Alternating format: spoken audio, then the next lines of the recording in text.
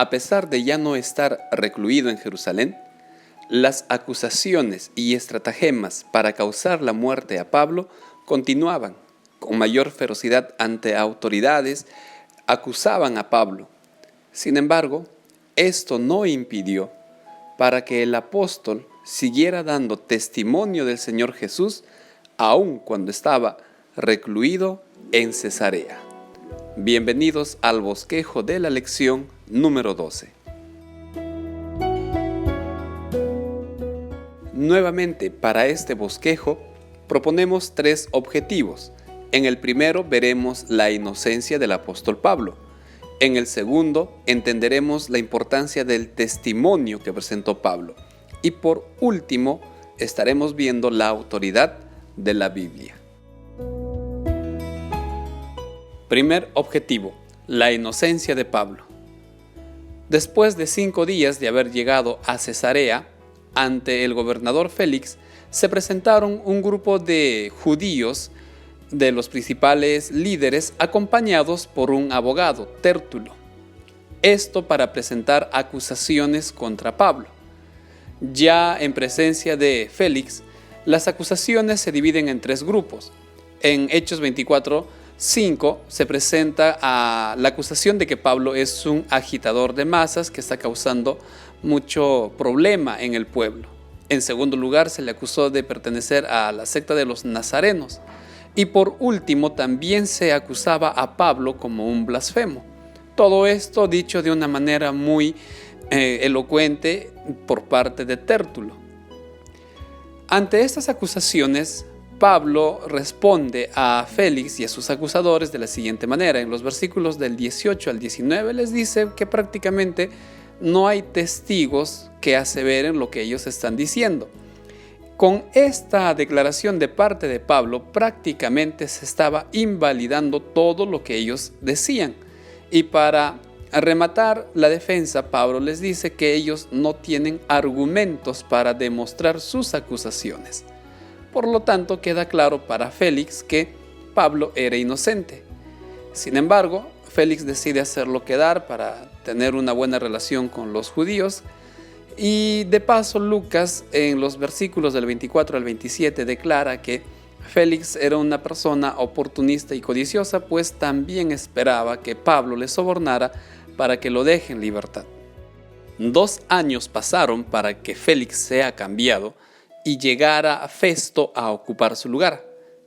Antes de que Festo llegara a Cesarea, cuando estaba en Jerusalén, nuevamente los principales ancianos y líderes presentan acusaciones contra Pablo y suplican a Festo que lo trajera a Jerusalén. Festo obviamente niega esto, pues él se iba a dirigir a Cesarea y les pide si ellos desearan que le acompañaran. Así lo hicieron y luego de 8 días, al llegar a Cesarea, nuevamente rodearon a Pablo y comenzaron a presentar sus acusaciones. Ante estas, Pablo en el capítulo 25:8 les dice que en realidad no existe ninguna acusación, pues él no ha pecado en ningún aspecto contra ellos ni con nadie. Cuando Félix le pregunta a Pablo si él deseaba ir a Jerusalén para un juicio que no iba a ser justo, Pablo responde diciendo que no, que ahí no tienen nada de qué acusarle y que él estaba apelando a César, tal como se lee en Hechos 25 del 9 al 12. Segundo objetivo, el testimonio de Pablo. Pasado algunos días, nos narra Lucas, Festo recibe la visita del rey Agripa y Berenice. Entonces esto es aprovechado por Festo, quien presenta un informe de lo que estaba ocurriendo, enfatizando el caso del apóstol Pablo. Agripa siente curiosidad por escuchar a este hombre y organizan una audiencia. En esta audiencia, Lucas en el capítulo 25 del 23 al 27 detalla que Agripa y Berenice se presentaron con mucha riqueza y pompa frente a la humildad de Pablo. Llegado el momento de presentar su testimonio, Pablo se expresa en un largo discurso, el cual se divide en 3 partes. En los versículos del 4 al 11 del capítulo 26, Pablo se declara como un fariseo, pues él fue leal a la tradición judía y jamás cometió falta. Luego, a partir del versículo 12 al 18, Pablo cuenta su encuentro con Cristo y cómo esto cambió su vida. Por último, en los versículos del 19 al 23, Pablo les dice que hace lo que el Señor le ordenó, es decir, obedeció la orden de ir a predicar. Ante estos dos cuadros, de la riqueza y pompa de la corte de Agripa y la humildad y el testimonio de Pablo, la lección aclara y enfatiza que Dios desaprobó la apariencia externa de estos líderes, de estos gobernantes, y aprobó la humildad, la sencillez y el testimonio del apóstol Pablo. Pues en todo esto, Pablo estaba reflejando el poder transformador de Dios. Tercer objetivo: la autoridad de la Biblia. En este objetivo vamos a ver un juego o un cruce de palabras, pues cuando Pablo termina su testimonio, de presentar su testimonio, Festo acusa a Pablo de haber perdido la razón. Le dice: Pablo, tú te has vuelto loco después de tanto estudio. En Hechos 26 encontramos esto y Pablo le responde a Festo diciéndole que no, él no está loco, pues lo que él ha presentado es también algo que Agripa conoce. Tú, le dice: rey, conoces, yo sé que tú sabes de lo que estoy hablando.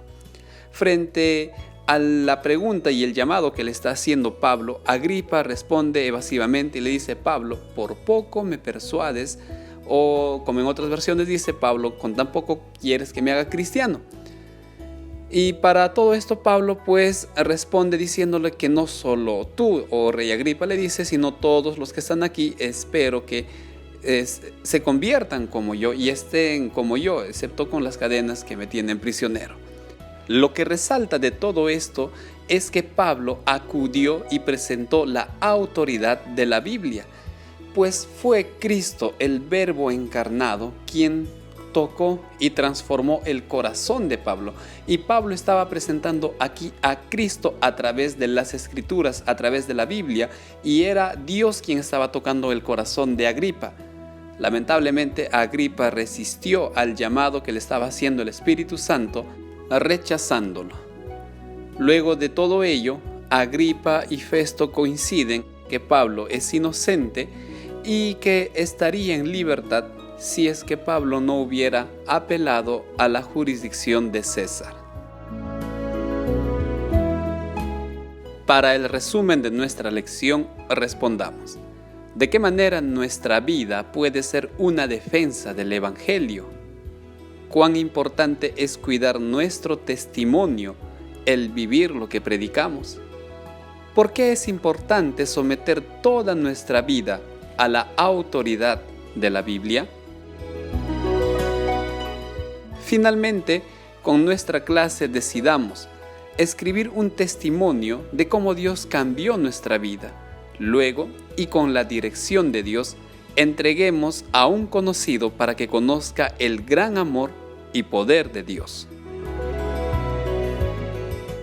De esta manera, estamos finalizando este bosquejo. Muchas gracias por ver este video. Que el Señor te bendiga. Hasta la próxima semana.